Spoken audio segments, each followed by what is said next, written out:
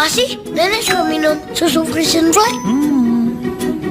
Ayah, kenapa sih nenek suka minum susu Frisian Flag? Ya, karena rasanya enak. Dan baik untuk kamu karena didukung keahlian peternak Belanda selama 140 tahun. Jadi umur anak sekarang 140 tahun. Ya, kira-kira segitu. Kamu ini.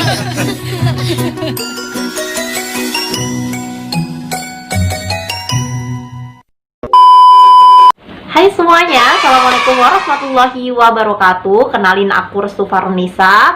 Dan pada kesempatan kali ini kita bakalan diskusi bareng-bareng mengenai sesuatu yang bakal dibahas di video ini. Selengkapnya langsung aja ya, stay tune.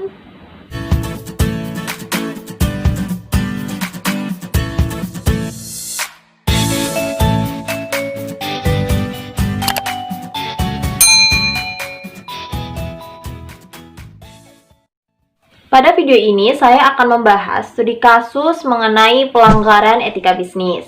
Nah, sebelum ke pembahasannya, mari kita ketahui dulu apa itu etika bisnis. Oke. Etika bisnis adalah cara untuk melakukan kegiatan bisnis yang mencakup seluruh aspek yang berkaitan dengan individu, perusahaan, dan juga masyarakat. Masyarakat di sini salah satunya adalah konsumen dari produk yang dihasilkan oleh suatu bisnis.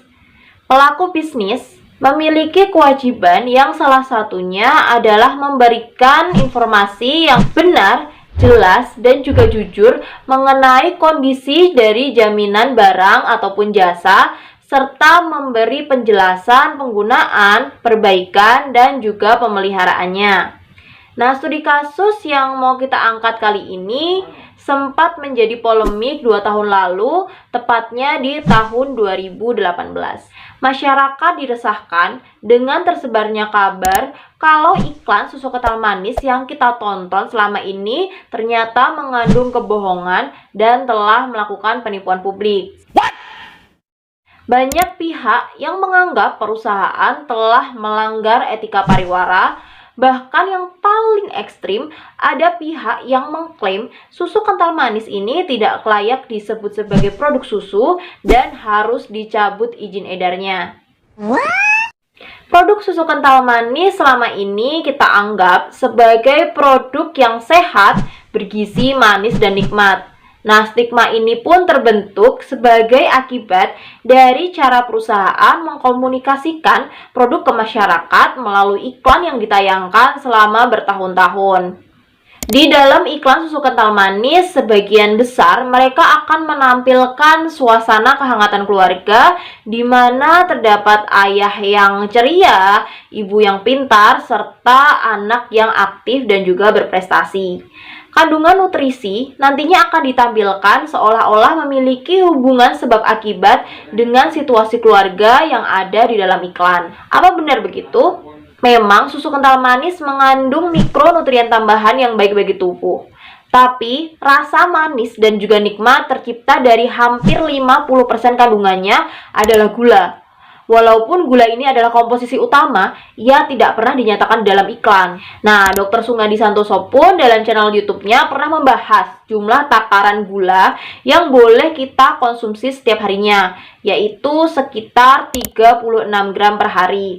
Nah, bahkan Kementerian Kesehatan menyatakan tubuh kita ini hanya bisa menerima kandungan gula maksimal yaitu 50 gram sehari atau setara dengan 4 sendok makan per hari. Sedangkan dalam satu sajian susu kental manis ini berisi 20 gram gula, hampir separuh kebutuhan gula per hari kita. Nah, kalau kita coba ikuti anjuran iklan yaitu minum 2 gelas sehari, maka habislah jatah maksimal gula yang bisa kita konsumsi dalam sehari. Bayangin aja kalau kita setelah itu masih konsumsi nasi, konsumsi teh manis, terus es krim dan lain sebagainya.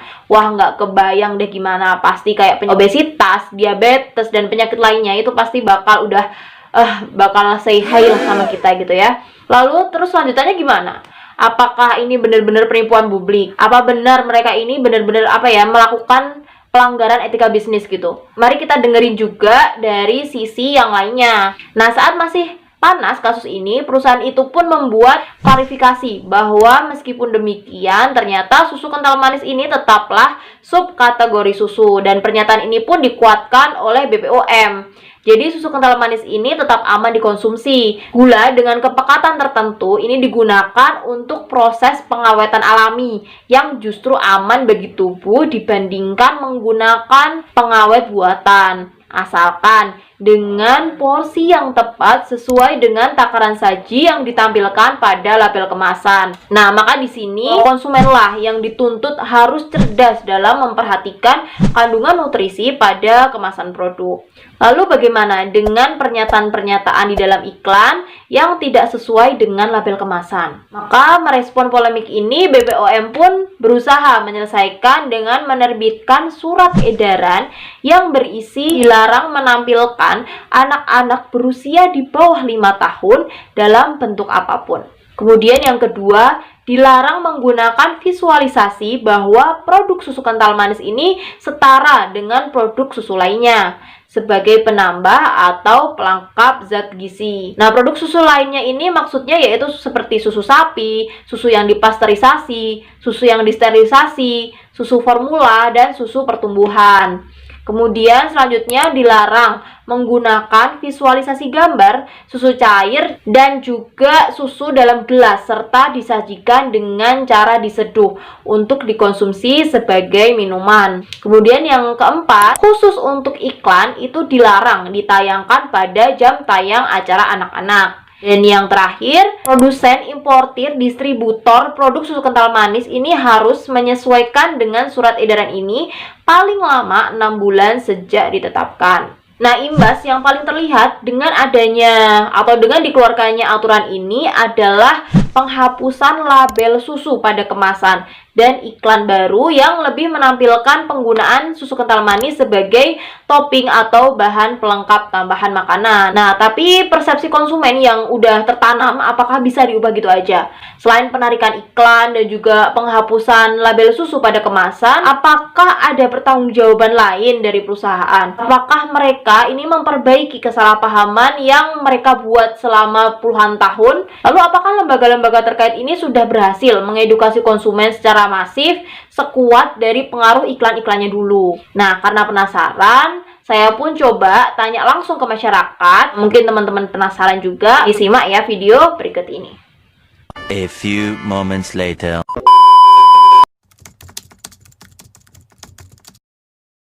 Ya udah pernah. Sudah, pasti sudah.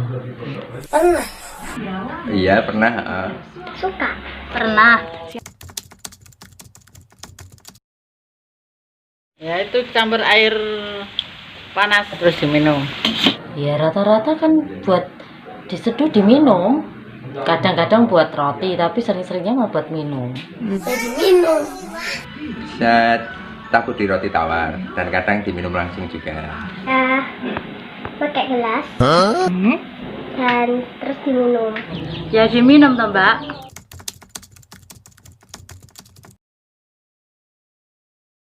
Belum tahu. Enggak tahu. Enggak ada itu.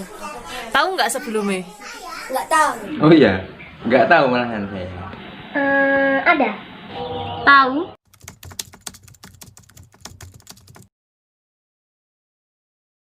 Enggak tahu, enggak tahunya ya cuma itu susu gitu.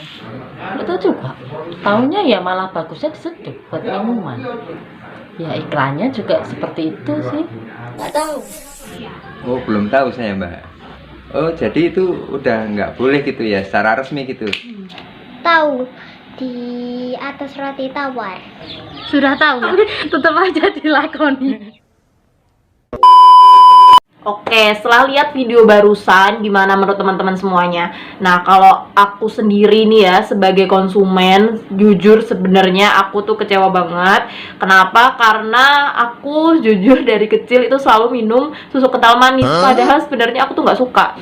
Kenapa? Ya karena orang tua aku, terutama ibu aku, kira itu tuh sehat. Kira aku orang anaknya susah makan, jadinya ibu aku tuh berusaha ngasih asupan yang lain gitu. Salah satunya ya susu. Dan ibu aku maksain buat minum susu kental manis itu ya gimana pun, karena susu kental manis itu kan murah. Kakak-kakak aku dari yang awal anak pertama sampai anak keempat semuanya tuh minum gitu. Dan ibu aku dan bapak aku juga pasti, bapak aku tuh selalu minum kopi sama susu kental manis. Dan ibu aku juga misalnya kadang pagi aku nggak ngehabisin, ibu aku yang habisin. Jadinya kayak kecewa banget, apa yang udah kita sekeluarga lakuin selama ini adalah sebuah kesalahan besar gitu. Apalagi udah tahu sekarang ibu aku mengidap diabetes dan sempat kena stroke. Jadi kayak apa jangan-jangan ini salah satu penyebab ibu aku jadi diabetes. Nah, menurut kalian gimana? Mungkin kalian bisa komentar di bawah. Tetap semangat semuanya di kondisi yang saat ini, tetap jaga kesehatan dan